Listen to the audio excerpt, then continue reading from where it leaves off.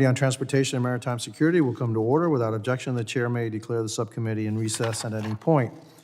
Today's hearing will review the progress of the Coast Guard's Polar Security Cutter Acquisition Program. I now recognize myself for an opening statement.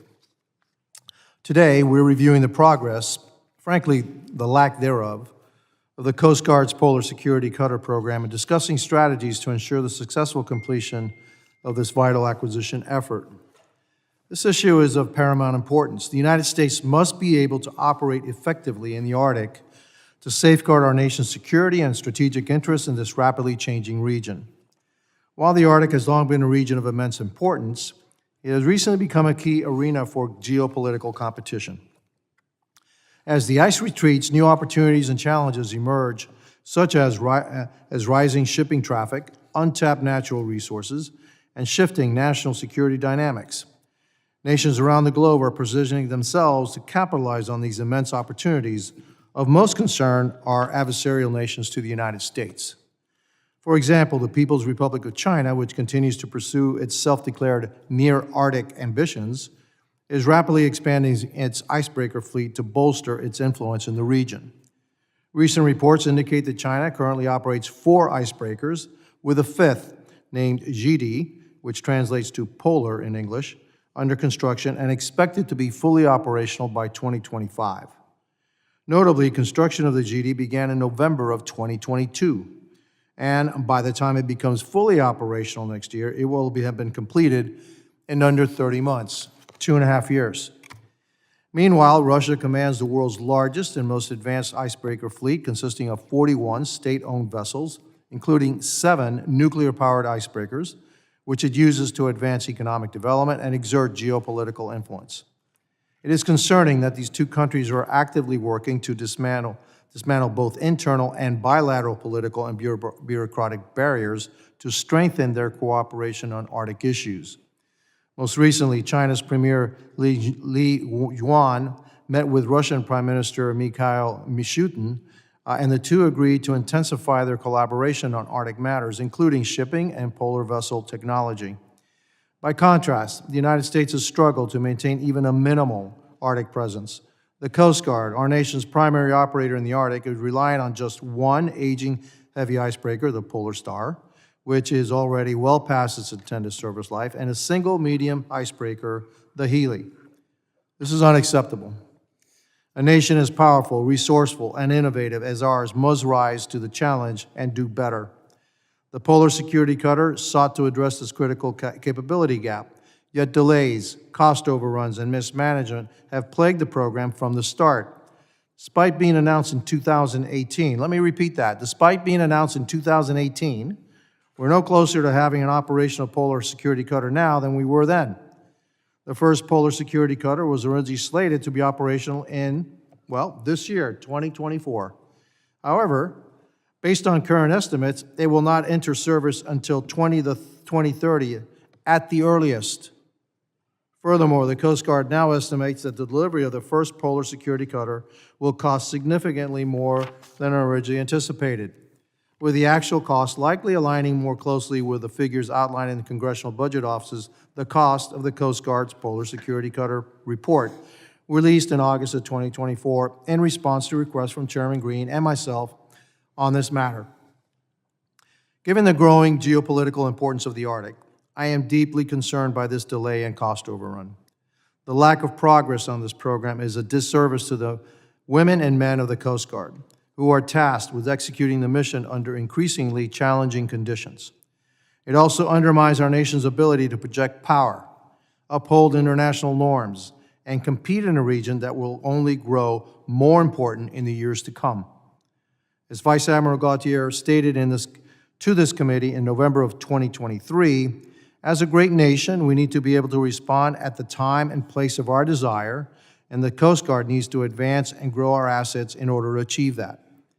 While this situation has been frustrating, we can't afford to dwell on the past failures. Instead, we must focus on the path forward and ensure that the Coast Guard has the assets it needs to meet its mission in the polar regions and protect our national interests.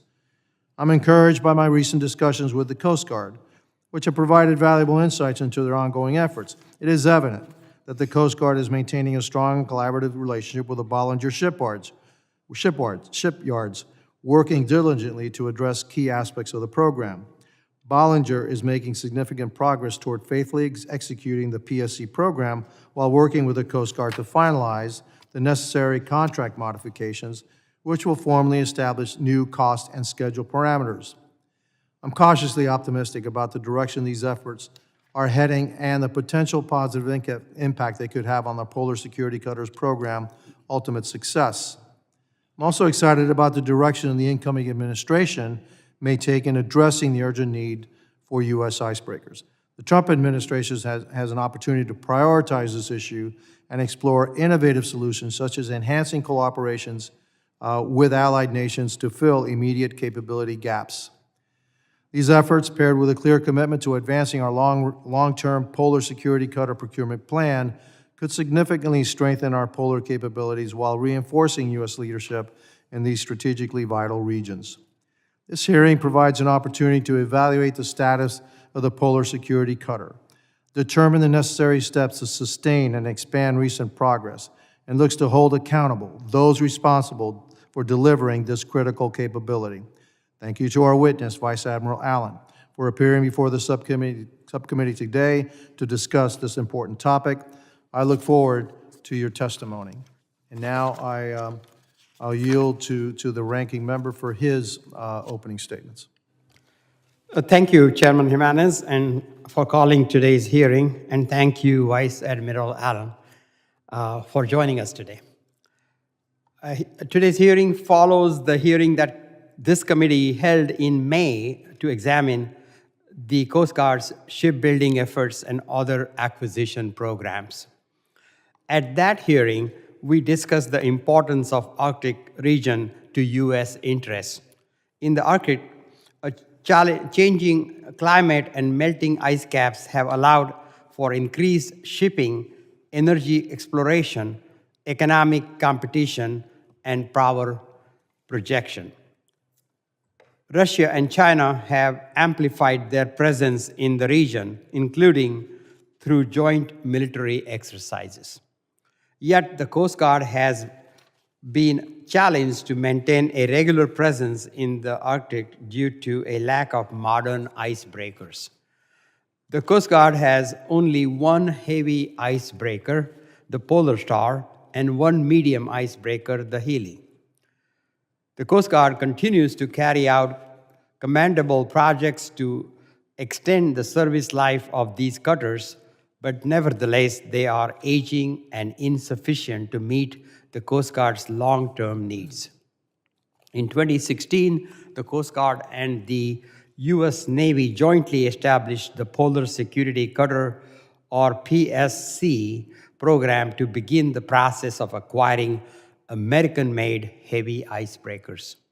In 2019, the Coast Guard awarded a contract for the initial PSC to be delivered in late 2024. We are here in late 2024, and the Coast Guard is only now beginning to construction of the cutter. We understand some of the reasons for the delay, from underestimating the complexity of the ship design to the onset of the COVID-19 pandemic and impacts on supply chain. Some of these factors were under the Coast Guard's control and some were not. Going forward, the key is for the Coast Guard to learn from the past and establish reasonable schedule, cost estimate for the PSC program, and then stick to them.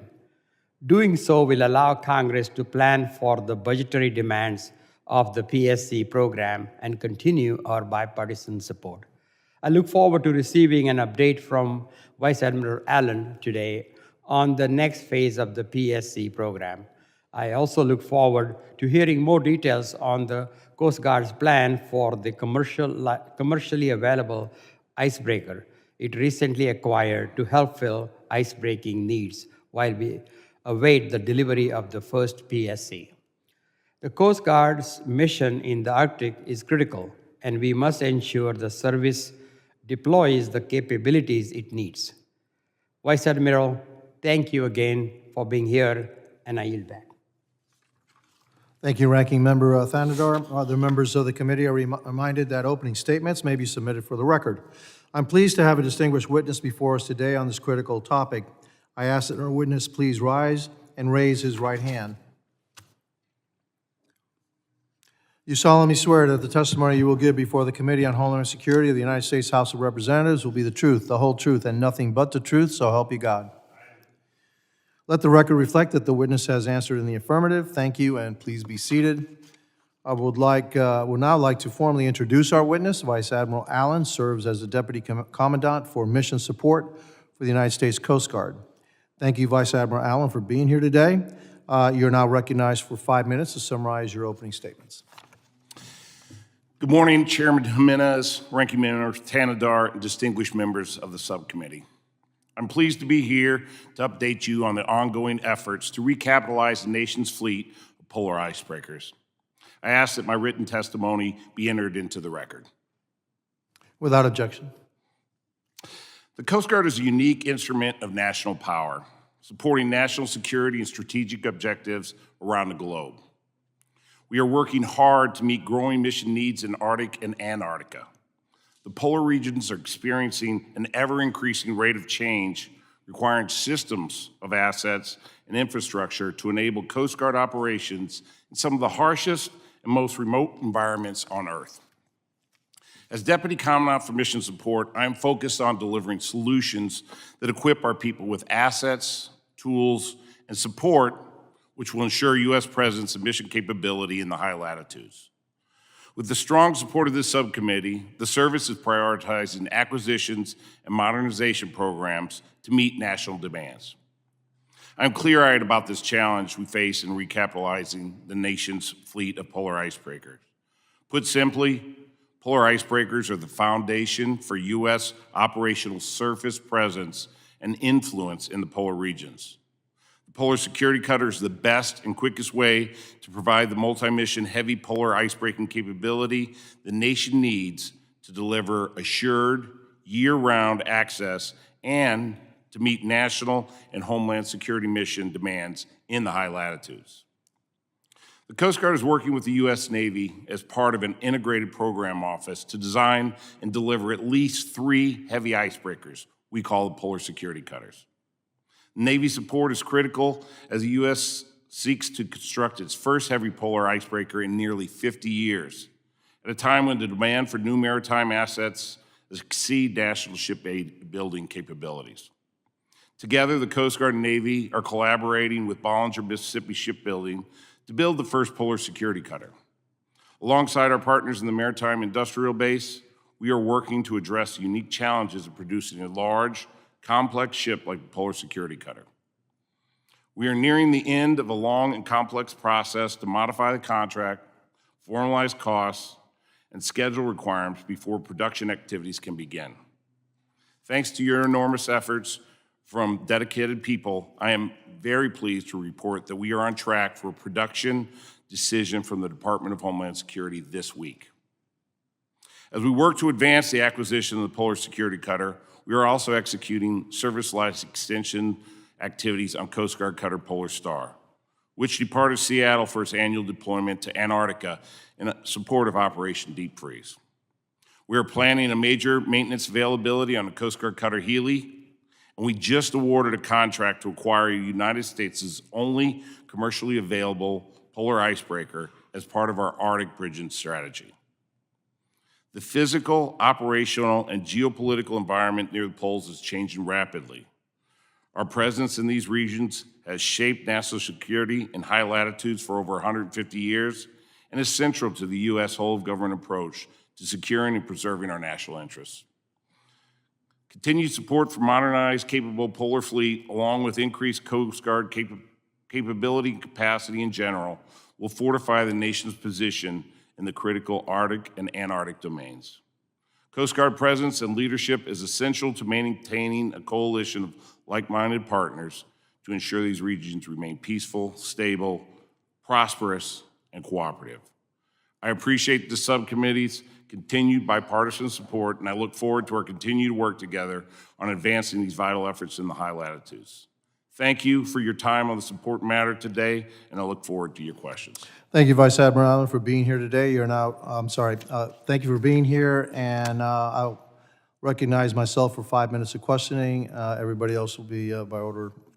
We'll have our shots at you. Vice Admiral, how long have you been in your position?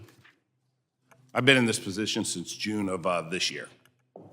And your predecessor, how long was that person in your position? He was in there 3 years before, 3 years. And the person before that? 2 years before that. 2 years before that.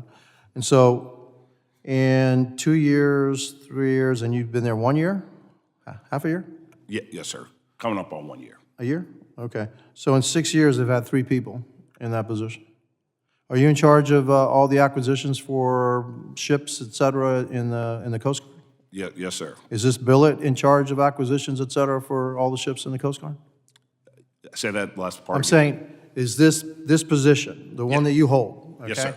Is that the one position that's in charge of all the acquisitions, et cetera, for the people in the Coast Guard, the ships, et cetera, in the Coast Guard? Yes, sir. So I oversee all the workings of it. The vice commandant is the acquisition executive. And so in 6 years, we've had 3 people.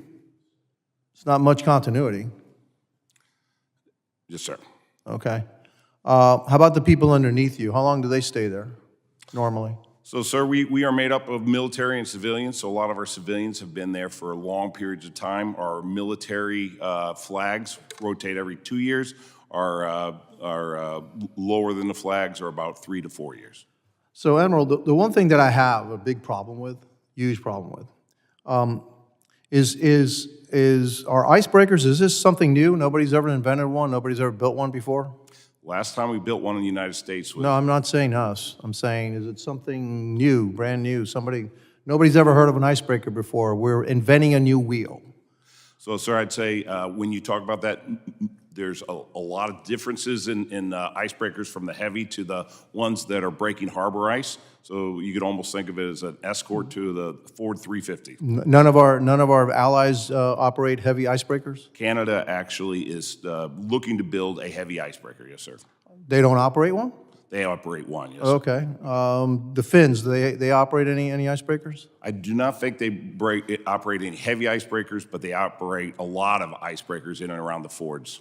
My frustration, Admiral, is 6 years since this program has been authorized, and we still don't have a final design. I mean, it only took us 9 years to get to the moon. Yes, sir. Okay? So I just don't, I don't see how there's any excuse for that, to be honest with you. I don't care about anything else. You may have picked the wrong shipyard and maybe they had problems and you have to go somewhere else and then there's another contract and all that. But during that time, your ship should have been designed. Right. So, sir, I would say to your point, I'm not here to offer you an excuses because excuses are always bad. What I'm here to talk to you a little bit about is we are at that final phases of design and we are ready to move forward. I think the reason I asked you about how many people have had your position and how often they change, Yes, sir. because there's an aura of plausible deniability. There's nobody to be held accountable. I want to know, hey, who is that individual that failed to design this ship? Who is that? You can blame me, sir. How can I blame you? You weren't here in 2018. I'm working with that. You've been here for a year, and yet I can't blame the person before you because that person was only there 3 years, right? Maybe I'll blame that person, okay? Or about the person before that. I think what we're looking to do, sir, is show you that we've learned, that we've moved forward, and that we have the opportunity to build a polar security cutter, a heavy icebreaker, by 2030. I think the point I'm trying to make is not just about the Coast Guard. This is the problem with our entire defense industry and the entire. And I know you're not the Pentagon, all right? Right, sir. But the way that we procure things, the way that we construct things, the Chinese, I just gave you the example that there will be from construction to delivery is 2.5 years. We haven't even finished design, and we're now waiting another 5 years at least until we get this icebreaker. Why would it take the Chinese 2.5 years to build an icebreaker, and us it takes 5 years plus another 6 years for the design, 11 years to put something in operation on an area as critical as the Arctic. The Russians, you know, they already have 41 icebreakers running around. We're lucky to have 2. This, you know, this is something wrong here, okay? And, you know, I told you, you know, Admiral, that I wasn't gonna be kind because there is nothing to be kind about. This is unacceptable, especially the security risk that this poses to the United States and the procurement methodology and the way this is going. This is just totally unacceptable. So, you know, maybe on my second round of questioning, I'll ask what you're going to do about it and what's going to happen. But my time has expired. I now recognize the ranking member from Michigan, Mr. Thanadar. Thank you, Chairman. And I do share some of your concerns and your frustrations. I understand. I'm glad to hear that the Coast Guard has made progress in its efforts to construct the first PSC. I understand the Coast Guard expects to negotiate contract modifications in the near future to formally establish new cost and schedule parameters for the construction of the cutter. These parameters are intended to keep the contractors on track, but realistically, if there is a breach of the contract, it would be difficult to pull support for the program while construction is underway. What assurance can you provide Congress that the Coast Guard and its contractor will abide by the new cost and schedule parameters once they are agreed to? Sir, thank you for the question. You know, as we talk about where we're going with this and what we have in place, we have a lot through the federal acquisitions processes to make sure that we are tracking every step of the way to make sure we understand how they're progressing on their model, how they're building, and when we can make payments once they've completed certain milestones. I would tell you, when we start talking about Bollinger, Mississippi Shipyard, we within the Coast Guard have watched them deliver our FRCs. They're at number 68, and those are coming off the line with almost 0 discrepancies. They also delivered our 87. So we worked with Bollinger before. We know the quality. We know the people. We're talking to the people down there in Mississippi, and it's amazing to see the patriotic nature that's coming out of them as they look for new ways to evolve and build a cutter that hasn't been built in 50 years in this nation. What remedies will the Coast Guard have if there are further delays or cost overruns in the future? So, sir, every step along the way, we have not only meetings within the Coast Guard to make sure that we're tracking progress and to see how they're doing that. We provide quarterly briefs up here to the Hill, and then we also provide quarterly and annual briefs up to the DHS. We're working to ensure that we have good continuity on where we are and where we're at. I think with all the work that's been done, especially in the last year with design and some prefabbed sections of the ship to help the shipbuilder learn, we are on a good track to that when we begin construction, we'll have something that we can actually report right away. So we're working to make sure that here at the beginning, we are going to be on a road for success right from the start. And now that the Coast Guard has taken possession of the ship, what are the biggest hurdles to deploying it quickly? Is there anything that can be done to expedite its deployment? So, sir, when you try to build a vessel like the heavy polar icebreaker, it's going to take time. We think it's going to take all those 5 years. What we are trying to do is figure out how we fill that gap. And I think with the help of Congress, we are. So 2 things that we are doing, we're certainly, we've had a midlife renewal of the Coast Guard Polar Star that's on its way to Antarctica. We're looking to do the same thing for Healy to keep them in service and meeting the operations we need.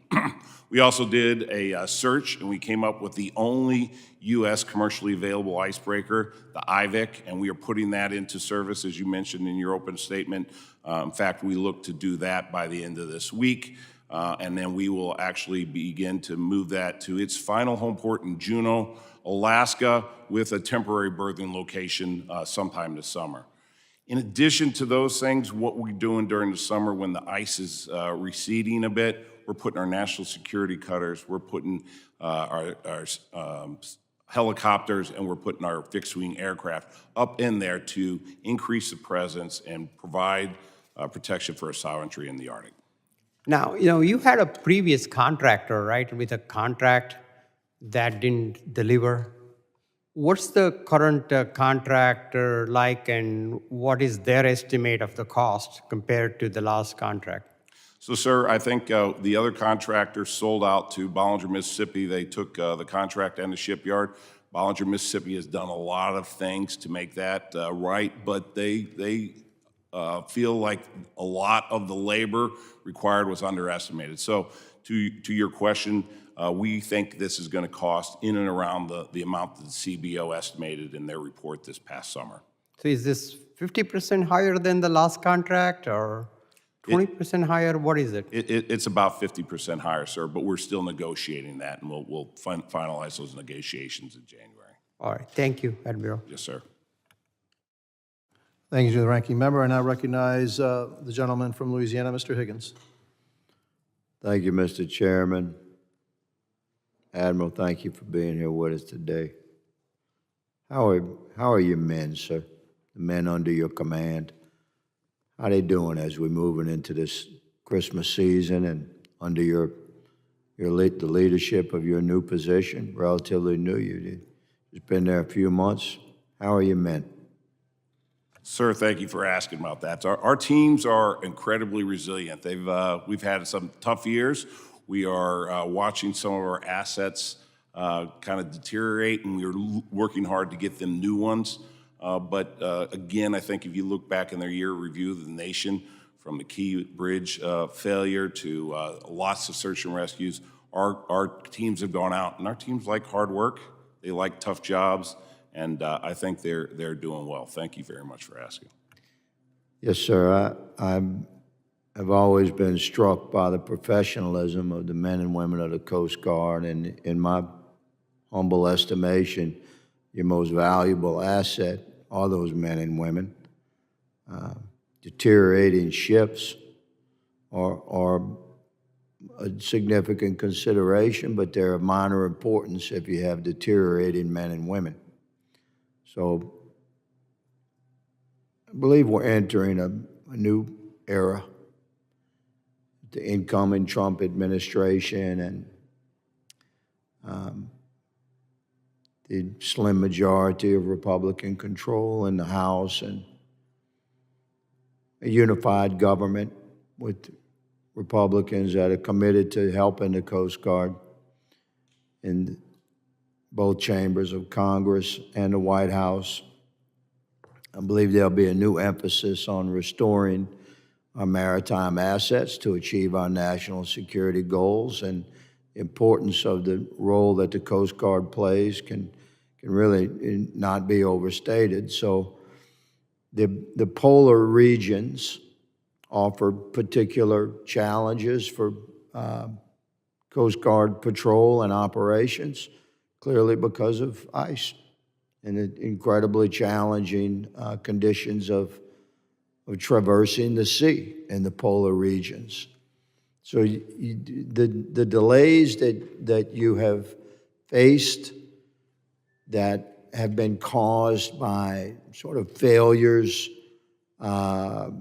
to navigate through maneuvering authorities within the Coast Guard and the means by which your designs move forward, contracting challenges. We fully expect that you and your team will address those things, and I'm here to reassure you that you're going to have a Congress and a White House that's going to fully support Coast Guard operations, including in the crucial polar regions. So I have an optimistic view of these things because I know my shipbuilders, and they're a bunch of badasses, and they get the job done, and I need my office to be in regular communication with you, good sir, and your office. Before the Christmas season is over, your office will receive a letter from my office outlining the contact data from my senior staff that's assigned to help the Coast Guard in all matters and prioritizing the projects that we see partnering with in the coming years under your command. Regarding the procurement from small shipyards impacted by inflationary measures, this is some area you could really help, and I'd like you to answer this question, please. In what ways can you envision the Coast Guard to improve the means by which you synchronize your response to the requirements and requests of ERAs, equitable adjustments, the impacts of inflation, supply chain interruption, workforce interruption, et cetera? Can you please address how you plan to handle that? Yes, sir. Thank you for that question. I would say two things. When we start to look at our industrial base of this nation, we're not going to be able to solve the problems that we have in this industrial base one contract at a time, whether that's Navy, whether that's Coast Guard, or whether that's commercial. We need to make sure we're investing within those within those small shipyards and large shipyards to get that industrial base.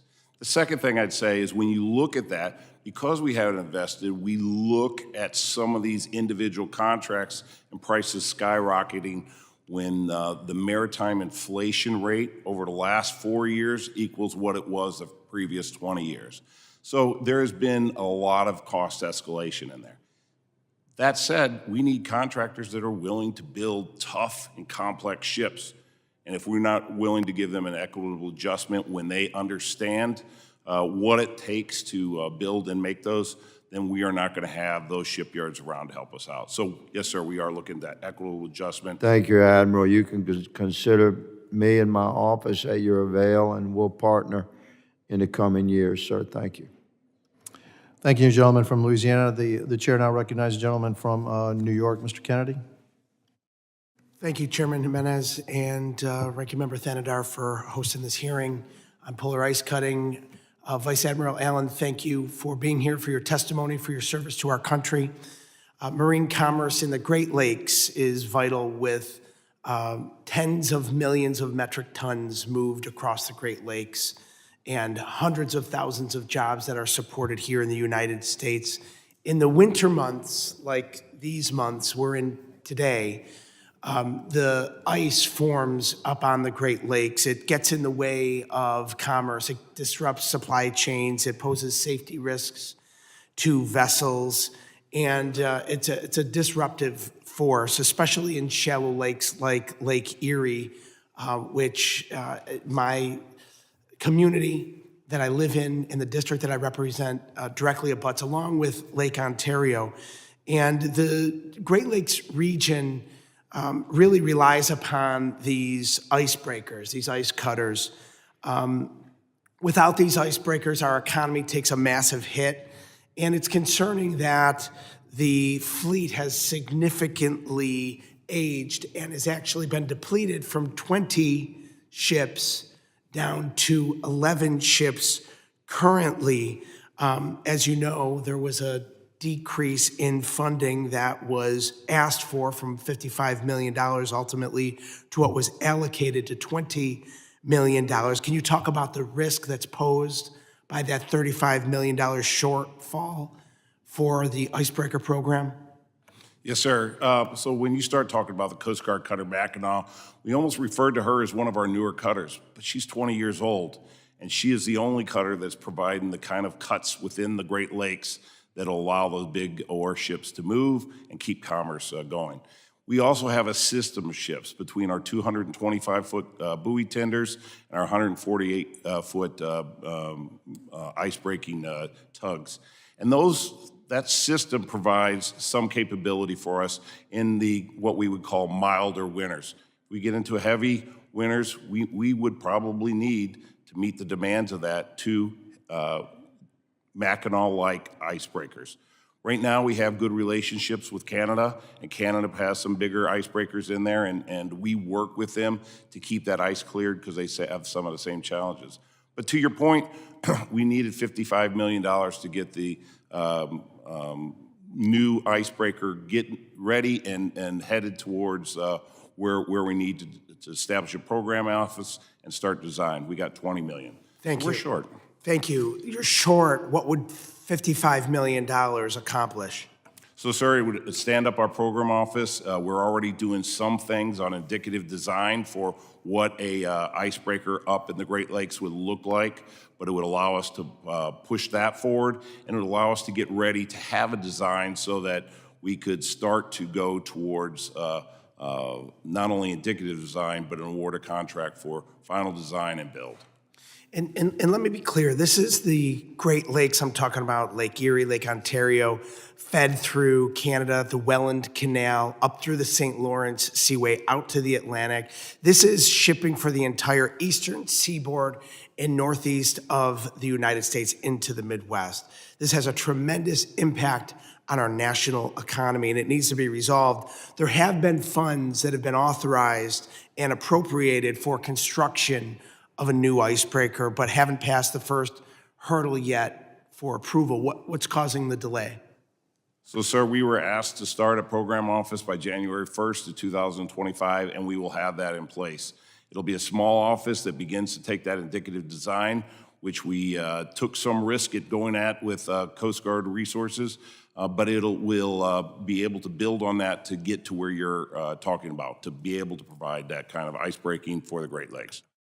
Well, I appreciate that, and I urge Congress and the United States Coast Guard to prioritize modernizing and expanding the fleet of icebreakers for the Great Lakes. Additional icebreakers for the Great Lakes are absolutely essential to move our economy, to grow our economy, for economic vitality throughout our entire nation, as I've mentioned already. So we're looking forward to working with you to get this program fully funded and to expedite the implementation, the construction and implementation of these icebreakers. Chairman, I yield back. The gentleman from New York yields back. I now recognize another gentleman from New York, Mr. Laloda. Not enough New Yorkers on Homeland Security, Chairman. But thank you for hosting this meeting. Admiral, how are you, sir? Really good, thank you. Admiral, is the United States a maritime nation? It is absolutely a maritime nation, and our GDP relies on those goods that are flowing into the country. Perfect answer. Is being a maritime nation important to both our strategic military interests as well as our economic interests, Admiral? Absolutely. It provides us strategic advantages, not only for what we're doing for security of this nation, but the economics that move in and out everywhere from into the heartland, into those things heading overseas and into our ports. And as part of being a successful maritime nation include having a presence in the Arctic? It absolutely does, because again, we have 50 states. Alaska is up there, and Alaska is a border state with the Arctic that has waters that are being, where we have PRC and Russians, we know are operating in some of our EZ, economic exclusive zone. Sorry. And Admiral, to be successful in the Arctic, is it necessary to have icebreakers? Yes. And how many icebreakers do we have? We have one heavy icebreaker, the Polar Star.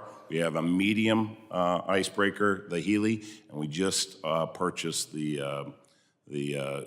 old IVEC that we will be renaming the Storis when we take it over and commission it this summer. Does that make it 3, Admiral?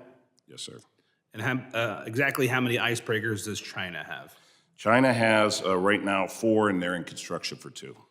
And how about Russia? Russia has 55 with construction for 10. So 3 for us, 4 for China. You said 55 for Russia? Yes, sir. How would you describe the operational capability of our icebreakers? So I would say the operational capability of the Polar Star, it was built in the early 70s. We've had to refurbish that. It was supposed to be good for a life of about 30 years.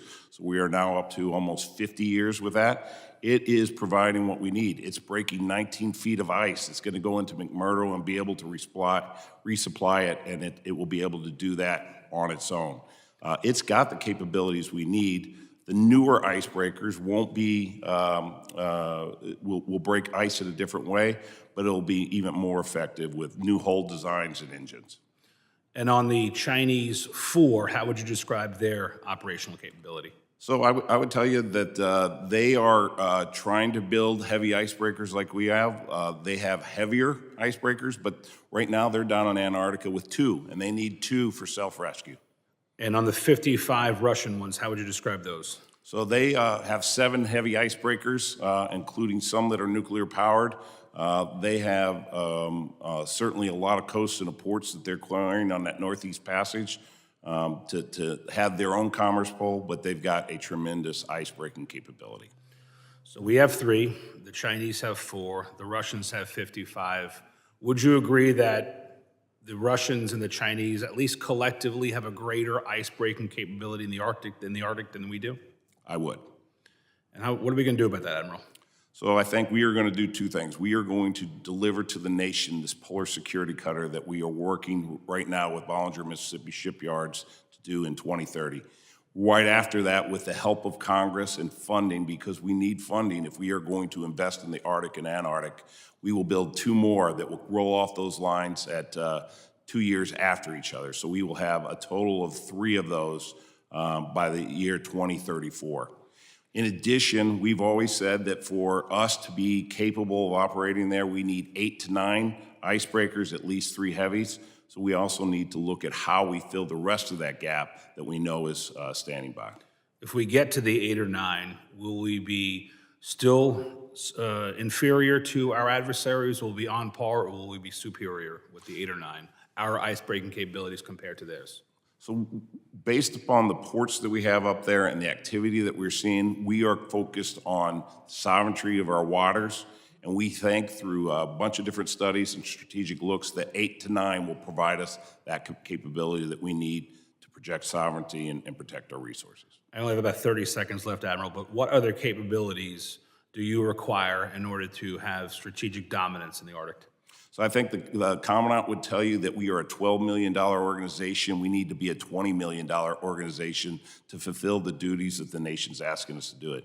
Included in that, we would need that by 2033. Right now, we are a $1.2 billion capital-intensive organization. We need to be at $3.4 billion immediately to provide cutters, aircraft, helicopters, ships, and shore infrastructure to support what the nation deserves. Thanks, Admiral. I yield.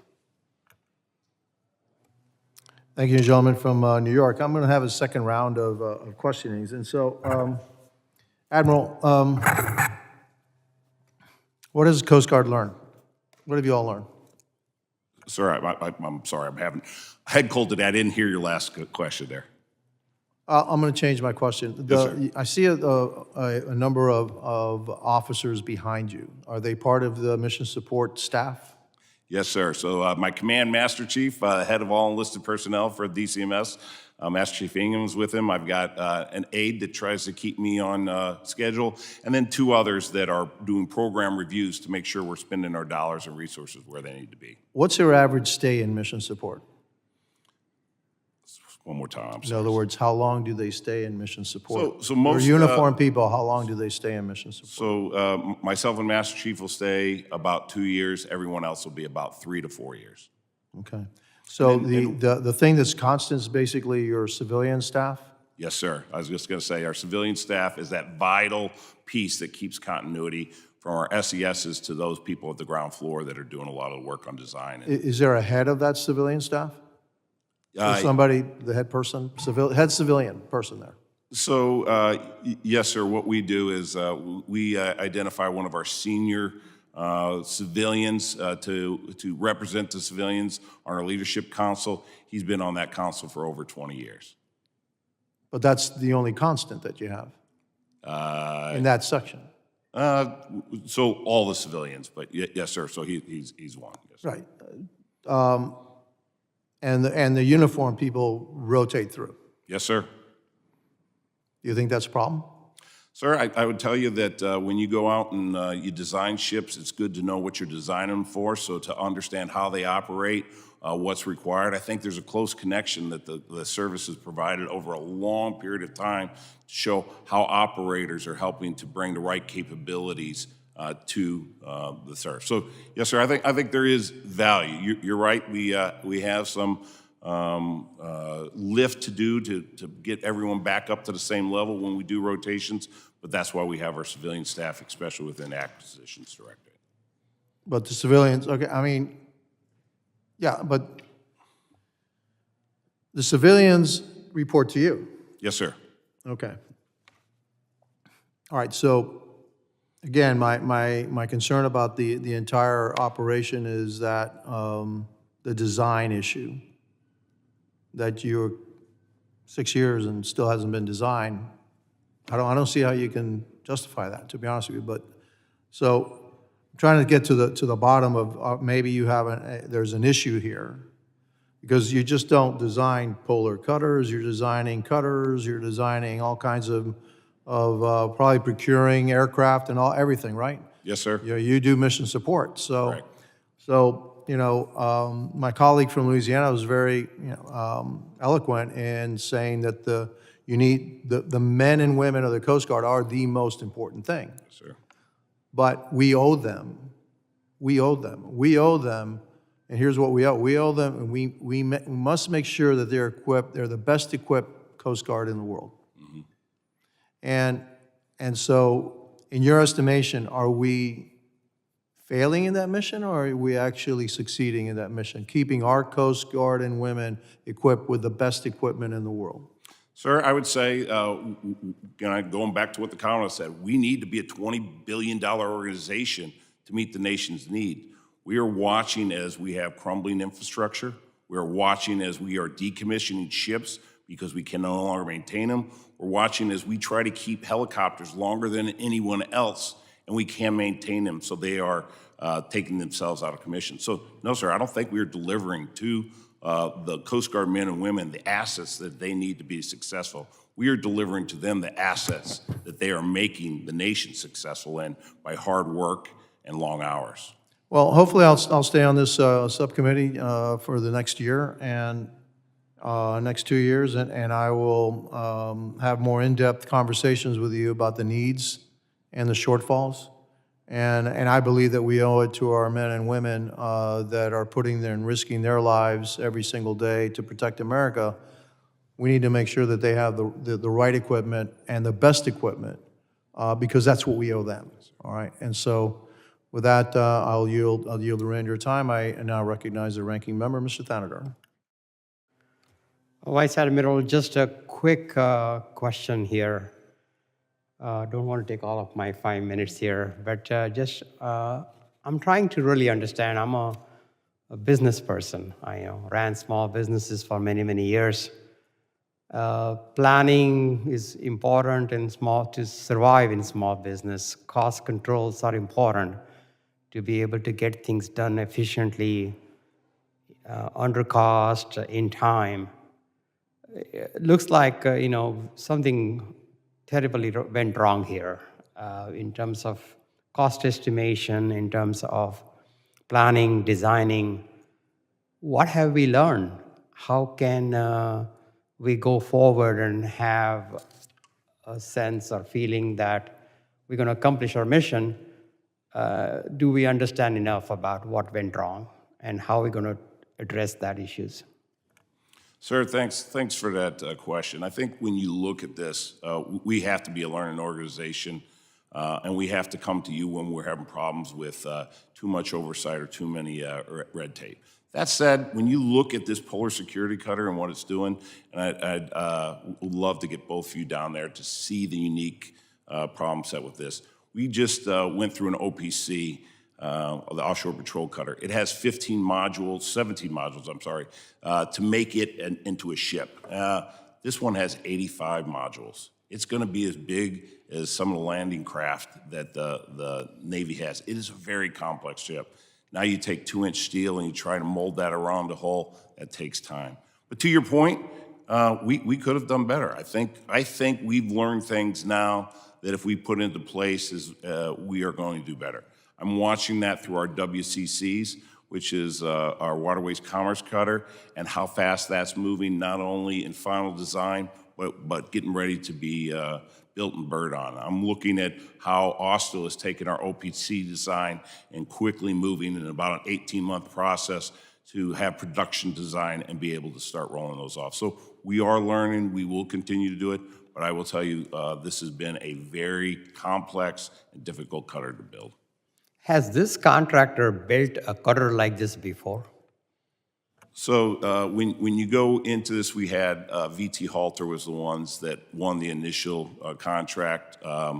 They had, I'm not sure on their history on what we're doing, but again, this is a very complex cutter, something difficult, something that we haven't done before. We are very happy to be working with Bollinger, Mississippi shipyards, who have a proven track record and who are excited about this opportunity. Went down and got to meet with a guy named Sean, who walked us around the shipyard. He is taking and showing how we're doing new welding designs down there that have never been attempted with this thick of a steel before. They are incredible people, and I think we got the right people for the job. Well, your men and women in Coast Guard, I've been there, I've visited, I've been on the ships. I've seen them work so hard, and it's not an easy job.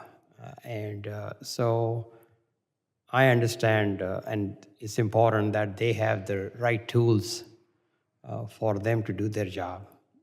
So I wish you well. Thank you. I know you're in the job for only a few months, but I think it's so critical that we stay on top of this and things go according to plan now, because we need the tools they need the tools to do their job.